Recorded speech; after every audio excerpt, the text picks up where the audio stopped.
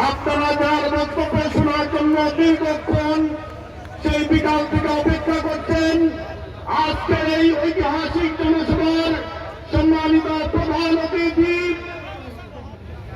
বিশ্ব ইসলামী আন্দোলনের অন্যতম সিপাহসালার ইনসাফপূর্ণ এবং মানবিক বাংলাদেশ গড়ার স্বপ্নগ্রস্ত আগামীর রাষ্ট্রনায়ক সম্মানিত আমিরা জামাত ডাক্তার শফিকুর রহমান বক্তব্য রাখছেন। আজকের অনুষ্ঠানের সম্মানিত প্রধান অতিথি সংগ্রামী আমির ডাক্তার শফিকুর রহমান। নারায়ে তাকবীর, আল্লাহু আকবার, আল্লাহু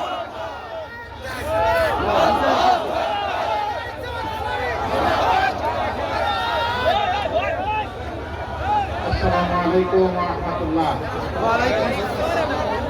সবার একটু তাকবীর দেওয়ার আগ্রহ আছে না? জয় লিল্লাহি তাকবীর, আল্লাহু আকবার, লিল্লাহি তাকবীর। আল্লাহু আকবার। আলহামদুলিল্লাহ, আলহামদুলিল্লাহ রাব্বিল আলামিন, ওয়াসসালাতু ওয়াসসালামু আলা রাসূলিল কারীম ওয়া আলা আলিহি ওয়া সাহবিহি ওয়া আহলি বাইতি আজমাইন।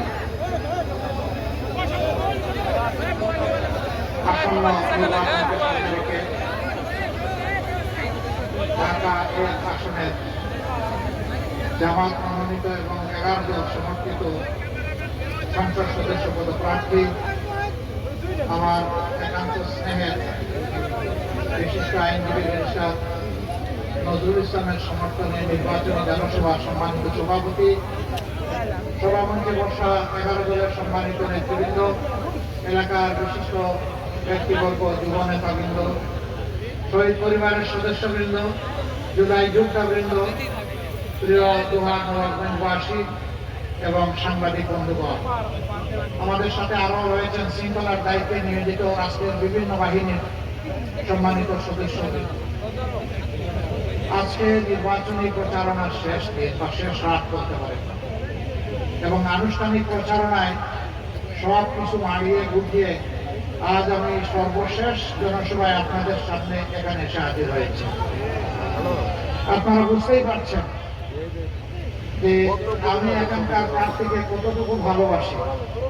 এ জায়গায় আসতে আমার 2.5 ঘন্টা সময় লেগেছে, আবার যাওয়ার সময় আশা করি 2-2.5 ঘন্টা লাগবে, কিন্তু এই সময়টা আমি আমার নিজের জন্য কর্তব্য বলে মনে করি। জিজ্ঞেস করবেন কেন? উত্তর খুবই সিম্পল।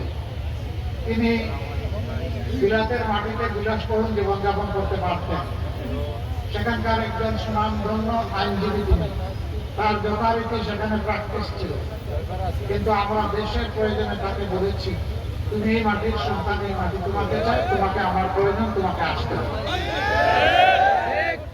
যখনই বলেছি আলহামদুলিল্লাহ সব কিছু ছেড়ে ওখানকার রঙিন নাগরিকত্ব ওটার দিকে ফিরে না থাকে, ওইটা ত্যাগ করে বাংলাদেশে চলে আসছে। এখন আমার দায়িত্ব বাকিটাকে আগলে রাখা এবং ছায়ার মতো তাকে পাশে রাখা। আমি এই বার্তা দিতে এসেছি ঢাকা একপাশে আপনারা ইনসাফের জন্য একটি দুর্নীতিমুক্ত, চাঁদাবাজ মুক্ত, মামলাবাজ মুক্ত, ভূমি দর্শন মুক্ত, একটা অপরাধ মুক্ত সমাজ গড়ার জন্য এবং আধিপত্যবাদ মুক্ত একটা সমাজ গড়ার জন্য আপনারা এই সিটটা আমাদেরকে মেহরবানি করে উপহার দিন। আপনারা যদি এই সিটটা উপহার দেন তাহলে আমি ধরে নিব যে বাংলাদেশের সবাই আমাদেরকে সিট উপহার দেবে। কারণ একটা কথা আছে, শেষ ভালো যার সব ভালো তার। এটি যেহেতু আমার শেষ নির্বাচনী জনসভা, আপনাদের কাছে আমি আবেদনটা রেখে গেলাম। বিনিময়ে কি হবে? কোনো বিনিময়ে আমি দিতে পারবো না, কিন্তু কথা দিয়ে যাচ্ছি আপনারা ব্যারিস্টার নজরুল ইসলামকে সংসদে পাঠান। আল্লাহ তাআলা যদি সরকার গঠনের তৌফিক আমাদেরকে দান করে, আমি হব এখানকার দ্বিতীয় এমপি ইনশাআল্লাহ। দুই এমপি মিলে এখানে আপনাদের উন্নয়নের জন্য কাজ করব।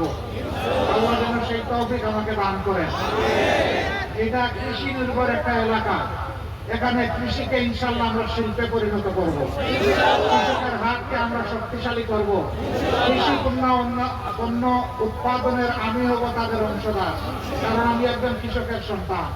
আমি যদি এখানে এসে কৃষকদের সাথে তাদের কাজে শরীক হতে পারি, আমার অতীতকে আমি ফিরে পাবো ইনশাআল্লাহ। এবং আমি কথা দিয়ে যাচ্ছি যে কৃষকদেরকে সম্মানিত করা হবে তাদের উৎপাদনে, তাদের ন্যায্য বিক্রি মূল্য পাওয়ার ক্ষেত্রে, এমনকি প্রয়োজনে কৃষি পণ্য উৎপাদন হওয়ার পর সেটা সংরক্ষণেরও আমরা ব্যবস্থা এখানে গড়ে তুলবো ইনশাআল্লাহ, যাতে কৃষি একটা শিল্পে পরিণত হয়। করোনা ধাঁচের কৃষি থেকে বের করে এনে আপনাদের হাতে আমরা আধুনিক প্রযুক্তি ইনশাআল্লাহ তুলে দেব, তাতে উৎপাদন হবে বেশি, খরচ পড়বে কম, কৃষকরা হবেন লাভবান, ভোক্তারা হবে লাভবান, আমাদের দেশ হবে খাদ্য স্বয়ংসম্পূর্ণ। আমরা আমাদের দেশকে সেভাবেই গড়ে তুলতে চাই। এখানে আমরা জানি বহুবিধ সমস্যা আছে, বিশেষ করে নিরীহ মানুষের উপর কিছু কালো চিল মাঝে মাঝে যাত্রা মারে। আমরা কথা দিচ্ছি কোন রক্তচক্ষু আমরা পরোয়া করি না, আর কোন চিলের নখরও আমরা দেখতে চাই না। যদি আল্লাহ তাআলা আমাদেরকে সরকার গঠনের সুযোগ দেন, সবগুলা চিলের নখর আমরা কেটে দেবো ইনশাআল্লাহ। এই এলাকায় কেউ আর চাঁদাবাজি, ভূমি দখল, দস্যুতা করার দুঃসাহস দেখাবে না ইনশাআল্লাহ তাআলা আজিজ। সম্মানিত ভাই ও বোনেরা, সামাজিক নিরাপত্তার বড় অভাব। শিশুটি যখন স্কুলে যায়, মায়ের বুক তখন গুরু গুরু করে কাঁপে, আমার সন্তান নিরাপদে ফিরবে তো। যখন আমাদের মেয়েটি বিশ্ববিদ্যালয় কলেজে যায়, গুরু গুরু বুক কাঁপে। মা যখন কাজের সন্ধানে বের হন, তার হাত কাঁপতে থাকে। কেন? কিছু দস্যুর কারণে, সমাজের কিছু দুশ্মনের কারণে, কিছু দুষ্ট লোকের কারণে। আমরা ইনশাআল্লাহ জাতি, ধর্ম, বর্ণ নির্বিশেষে আমাদের নারী জাতির জন্য বিশেষ করে এমন একটি দেশ আমরা করতে চাই, যেখানে আমাদের নারী জাতির কোনো একজন সদস্যের দিকে কোনো দুর্বৃত্ত লাল চোখ দিকে পাঠানোর কোনো দুঃসাহস থাকে না। ভাইরা পূর্ণ নিরাপত্তা অনুভব করবেন তাদের গৃহে, চলাচলে, কর্মস্থলে। আমরা এই বাংলাদেশে শুধু মুসলমানরা বসবাস করি না, মুসলমানরা সংখ্যাগরিষ্ঠ, কিন্তু এখানে আমাদের হিন্দু ভাই বোনেরা আছেন, বৌদ্ধ ভাই বোনেরা আছেন, খ্রিস্টান ভাই বোনেরা আছেন। আমরা মিলেমিশে এই দেশটাকে একটা ফুলের বাগান হিসাবে গড়ে তুলব ইনশাআল্লাহ। আমরা ধর্মের ভিত্তিতে আর কোনো বিভাজন কাউকে করতে দেব না। যারা অতীতেই বিভাজন করেছে তারাই অন্যদের সবচেয়ে বেশি সর্বনাশ করেছে। আমরা এই গণদুষ্কৃতদেরকে রুখে দেব। আমরা সবাই মিলেমিশে সৌহার্দ্য, সম্প্রীতি, ভ্রাতৃত্বের ভিতরে ইনশাআল্লাহ একটা ঐক্যবদ্ধ বাংলাদেশ গড়ে তুলতে চাই। এই বাংলাদেশকে আর কাউকে বিভক্ত করতে দেওয়া হবে না ইনশাআল্লাহ। ঢাকা একবাসী, এখানে যখন মাঝে মাঝে আসি, মনে হয় এটা ঢাকা নয়, এটা ঢাকার সৎমা অথবা সৎমায়ের সন্তান, অবহেলিত, উপেক্ষিত। আমাদের অঙ্গীকার, যে এলাকা যত বেশি অবহেলিত, আল্লাহ তাআলা আমাদেরকে শক্তি দিলে সেই এলাকা থেকেই আমাদের উন্নয়নের কাজ শুরু হবে। এটি তাদের প্রতি দয়া নয়, এটি তাদের বঞ্চনার কম্পেনসেশন, ক্ষতিপূরণ। এই ক্ষতিপূরণ আগে দিতে হবে, তারপরে অন্যদের সাথে তাল মিলে তারা চলবে ইনশাআল্লাহ। এবং বাংলাদেশের 56,000 বর্গ মাইলের 1 ইঞ্চি জমির পর আমরা বেইনসাফি করব না, বেইনসাফি কাউকে করতেও দেব না। আপনারা আমাদের উপর আস্থা রাখতে পারেন। আমাদের নেতৃবৃন্দ যারা দুনিয়া থেকে শহীদ হয়ে চলে গেছেন, দেশ এবং জাতির খেদমত করা ছিল তাদের অপরাধ, সেই অপরাধে তারা দণ্ডিত হয়েছেন। এই জন্যই হাসি মুখে ফাঁসির তক্তার উপর তারা দাঁড়াতে সৎসাহস করেছিলেন, কারণ তারা জানতেন দেশপ্রেমের কারণেই তাদেরকে খুন করা হচ্ছে। ভাই ও বোনেরা, সেই আস্থাটুকু আপনারা রাখেন। আমরা ইনশাআল্লাহ আমরা আপনাদের আস্থার প্রতি আনবেন ইনশাআল্লাহ। সাংবাদিক বন্ধুরা এখানে এসেছেন, আজকের এই শেষ জনসভা থেকে আমি জাতির কাছে আহ্বান জানাতে চাই, আমাদের যুব সমাজ, তরুণ সমাজ, আমাদের নারী সমাজ, আমাদের কৃষক, শ্রমিক, মুটে, মাঝি, মজুর, মেহনতি জনতা, ব্যবসায়ী, সকল পেশার শ্রেণীর মানুষ এখন একটা পরিবর্তন চাচ্ছে। করোনা বন্দ্যোপাধ্যায় রাজনীতি আর পছন্দ করে না, বিশেষ করে জুলাই যুদ্ধেরা পুরানো রাজনীতিকে টিকিয়ে রাখার জন্য, জীবন দেওয়ার জন্য তারা যুদ্ধ করে নাই। ওই রাজনীতির কবর রচনা করার জন্য আমরা প্রতিজ্ঞাবদ্ধ। আমরা আমাদের জুলাই সেই সমস্ত শহীদ এবং যোদ্ধাদের আকাঙ্ক্ষা পূরণ করব ইনশাআল্লাহ। আমরা ইনসাফের বাংলাদেশ, বৈষম্যহীন বাংলাদেশ, দুর্নীতিমুক্ত বাংলাদেশ, চাঁদাবাজ মুক্ত বাংলাদেশ, দখলবাজ মুক্ত বাংলাদেশ, আধিপত্যবাদ মুক্ত বাংলাদেশ এবং মানবিক বাংলাদেশ ইনশাআল্লাহ আমরা 18 কোটি মানুষকে উপহার দেব আজকে। আবার আমি একদম স্পষ্টভাবে বলে যাচ্ছি, আমি জামাত ইসলামের বিজয় চাই না, আমি 18 কোটি মানুষের বিজয় চাই। 18 কোটি মানুষের সরকার চাই, কোন পরিবার, গোষ্ঠী, কোন দলের সরকার চাই না। এই সরকার হবে জনতার সরকার। এই জন্য আমরা আমাদের নির্বাচনী ইশতেহার তৈরি করেছি জনতার মতামত নিয়ে। সেই মতামতের প্রতিফলন হবে ইনশাআল্লাহ। যুবক বন্ধুগণ, তোমাদের প্রতি আমাদের অনুরোধ, আমরা তোমাদেরকে কোনো বেকার ভাতা দিতে পারবো না। আমরা তোমাদের প্রত্যেকের হাতকে দেশ গড়ার কারিগরের হাত বানাতে চাই। তোমাদের হাতে আমরা এই দেশের চাবি তুলে দিতে চাই। বাংলাদেশ নামের একটি উড়োজাহাজ, সেই উড়োজাহাজের ককপিটের পাইলট হিসেবে তোমাদেরকে বসিয়ে দিতে চাই। ওই উড়োজাহাজ নিয়ে তোমরা রকেট গতিতে সামনের দিকে এগিয়ে যাওয়া। পিছনের কাসুন্দি গাবর কাটানোর আমাদের থেকে ফিরেও তাকাবো না। পিছনে ফিরে তাকানোর আমাদের কোনো সময় নেই। 14 বছর আমরা নষ্ট করে ফেলেছি। আমাদের সম্পদ লুণ্ঠন করে, চুরি করে, বিদেশে পাচার করা হয়েছে।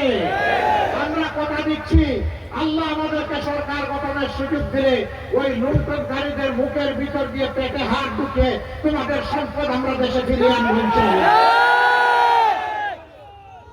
এবং সেই সম্পদ রাষ্ট্র কোষাগারে জমা হবে।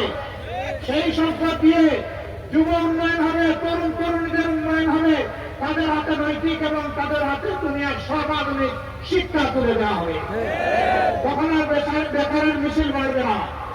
এরা দেশে এবং প্রবাসে যেখানেই থাকুক, এরা হবে ওই সমাজের সর্বশ্রেষ্ঠ মানুষগুলো। প্রিয় দেশবাসী, আজকের এই দোহারের জনসভা থেকে আমি আরেকবার আপনাদেরকে আহ্বান জানাই। বারবার সুযোগ দিয়েছেন আমাকে, তাদেরকে দেখেছেন, এখনো দেখছেন, আমাদেরকেও আপনারা দেখেছেন। মেহরবানি করে একটিবারের জন্য অন্তত আমাদেরকে আপনাদের মূল্যবান ভোট দিয়ে পরীক্ষা করুন। একটিবারের জন্য পরীক্ষা করুন, আমরা এই দেশকে কি দিতে পারি একটু দেখা। আপনারা সুযোগ গ্রহণ করুন। আমি আস্থার সাথে বলতে চাই, যারা আল্লাহকে ভয় করে দেশ চালাবে, আল্লাহর রহমত এই দেশের উপর নেমে আসবে। এই দেশ সম্মানিত হবে। এই দেশ ইনশাআল্লাহ অগ্রগতি এবং উন্নতি লাভ করবে। এই দেশ আর বিস্তার জুড়ে নিয়ে দুনিয়ার কোথাও ঘুরবে না। দুনিয়ার দরবারে ইনশাআল্লাহ মাথা উঁচু করে দাঁড়াবে। তরুণরা, যুবক যুবতীরা তৈরি হয়ে যাও। এই দেশের চাবি আমরা প্রস্তুত করছি তোমাদের হাতে তুলে দেওয়ার জন্য। যুবকরা কি রেডি? যুবকরা হাত তোলেন, আমার হাত তোলেন, ভালো করে হাত তোলেন। প্রস্তুত দেওয়ার জন্য ইনশাআল্লাহ আমরা দেওয়ার জন্য প্রস্তুত। আমরা তরুণের বাংলাদেশ করতে চাই, আমরা নতুন বাংলাদেশ করতে চাই, আমরা পরিবর্তনের পক্ষে স্লোগান দিতে চাই, আমরা সালাম জানিয়ে দিতে চাই।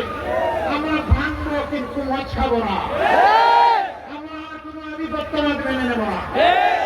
আমি পরিষ্কার বলে দিচ্ছি, বিভিন্ন ধর্মীয় সম্প্রদায়ের ভাই বোনদের উপর যারা অতীতে অত্যাচার করেছেন, তাদের দিন শেষ।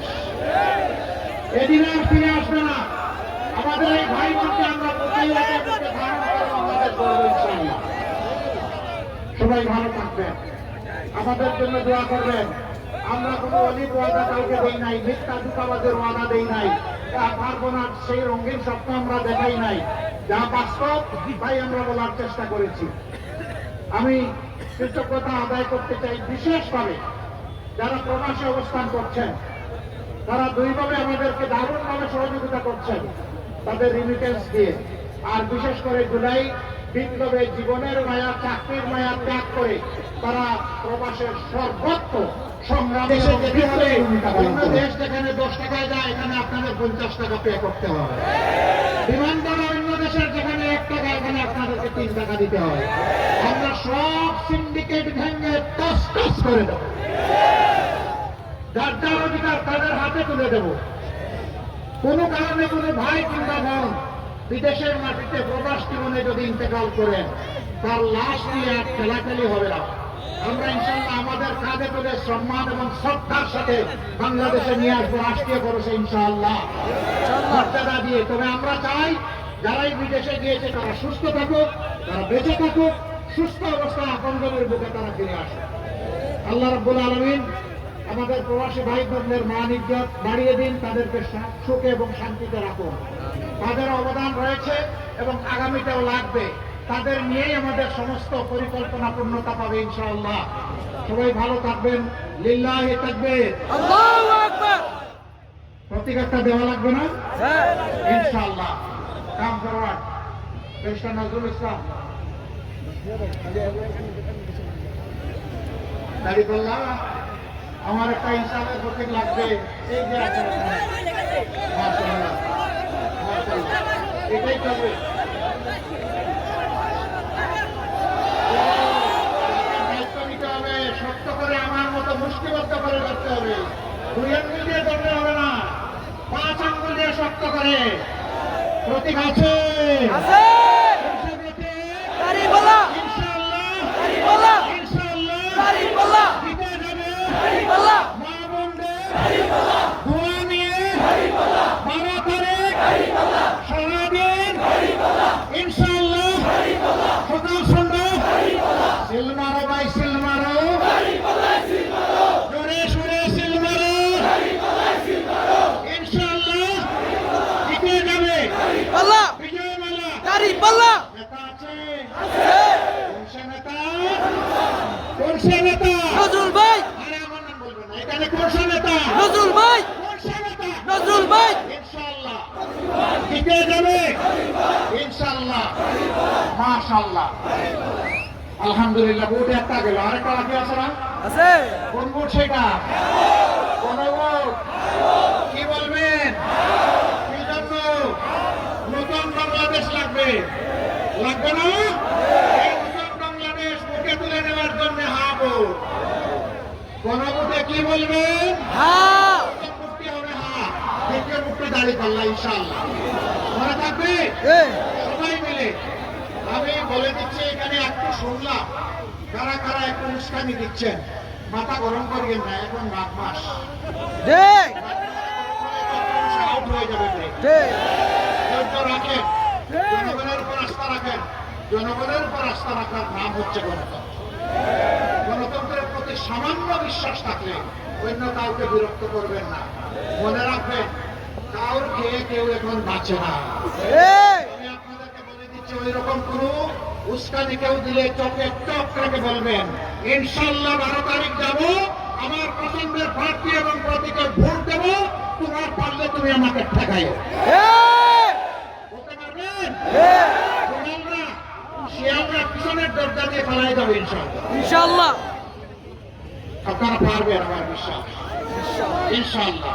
লিল্লাহি তাকবীর, আল্লাহু আকবার, লিল্লাহি তাকবীর, আল্লাহু আকবার, ইনকিলাব ইনকিলাব, জিন্দাবাদ জিন্দাবাদ জিন্দাবাদ জিন্দাবাদ, জিন্দাবাদ ইনকিলাব জিন্দাবাদ। জিন্দাবাদ জিন্দাবাদ। আসসালামু আলাইকুম ওয়া রাহমাতুল্লাহ।